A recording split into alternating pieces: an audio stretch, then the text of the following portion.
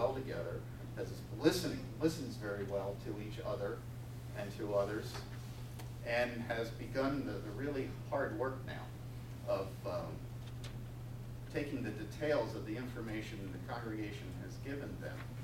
Because I saw the stack a couple of weeks ago, and there's a lot. And this is normally done in congregations where staff and members of the congregation have their opinions surveyed, so that a sense of where the congregation, what the congregation is thinking, can be communicated to the call committee. So that was a really important first step that was accomplished. And I think that was done very well too. And so now they have the hard job of sifting through all this information and all the comments. Because as Jeff mentioned, that part of it is a real free-form section where you can write down your thoughts. And so now they have the job of sifting through and digesting all the information. I'm sure you'll find groups that have said similar things, and there's groups that will perhaps have diverse opinions, and they've got to now go through the process of sorting all that out and to see where it applies in the various categories that the ministry site profile requires. That profile itself is, well, like 14, 15 pages, something like that. So it's not a small document. And it's a very important document, and it's very important to spend the time right now to get it as good as it can be, because that's the document that a potential candidate is going to read to get a snapshot of the congregation. And the paperwork is really just the entree for the relationship of conversation to begin once a candidate is identified.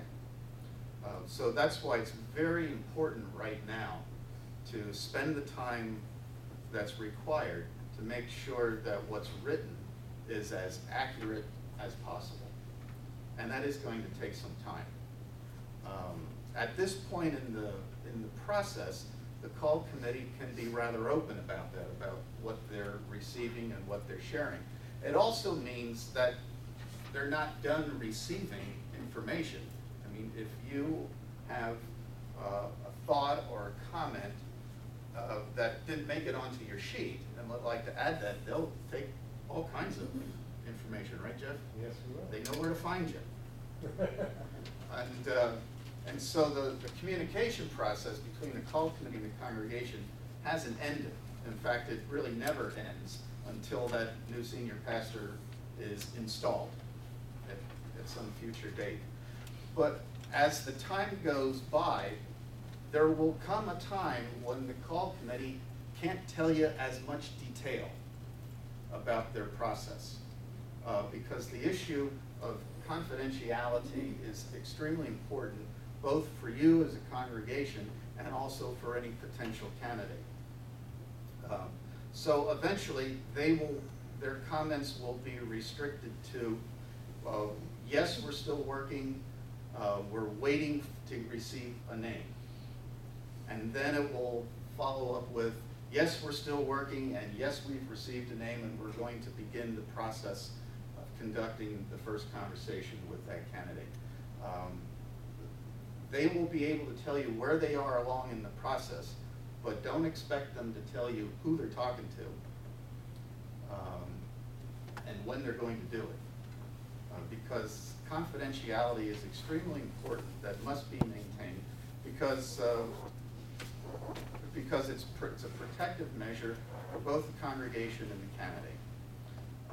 For the congregation, it keeps rumor control under control, and keeps, because you know how rumors can get started and how they can elongate. If you ever played Whisper Down the Lane, you know how that can turn out. And the second, from the candidate's point of view, you may be interviewing a candidate who's currently under call somewhere. And information about that cannot get back to where the person's currently serving. It's just a matter of, because you don't know if it's going to work out or So I wanted to stress at the beginning the value in preparation and the amount of work that the call committee has to go through in order just to get to the point to be able to begin speaking with a candidate. I have some firsthand experience of this in my previous life, in other words, pre-pastor life. My family was, we were very active members of the congregation in Lebanon, where we lived at the time, and I was the chair of a call committee 20-some years ago. So I know exactly what they're going through right now and really understand the steps that are involved. In fact, the time we did that, it was right at the time of the ending of the LCA and the beginning of the ELCA, 87, 88. So when we started our call process, we were dealing with one person, and then the LCA ended, the ELCA began, and we started having a new liaison with whom to deal with, and so it was, I don't want to say it was confusing, but it was, you really had to stay on your toes during that time period. Now that won't happen in your case. I'll be your contact throughout the whole process. But I mention that just from the fact that the amount of work that the call committee is going to be doing. So if you don't hear anything from them for a period of time, don't be surprised. And also feel free to contact Jeff with a question, or if you have another comment. That's a normal part of the process. And I think at the beginning, it's important, and you raised it up a little bit. The word is patience. In order to do this well, there is a lot of time that's required. And so everyone's patience will be tested for sure, but it's also real necessary in order to go about this as faithfully as possible. So with that as the beginning, Jeff mentioned quite accurately right now they're involved. I'm going to follow down the steps. If this is a side I can write on, right? Okay, if need be. I'll just review the steps that will take place through this whole time period. Not putting any specific weeks or months to each part of the process because that's really uncertain. There's some generalizations I could make, but I kind of prefer not to do that because every congregation is different. But the process began at the time Pastor Hardy announced that he was going to retire.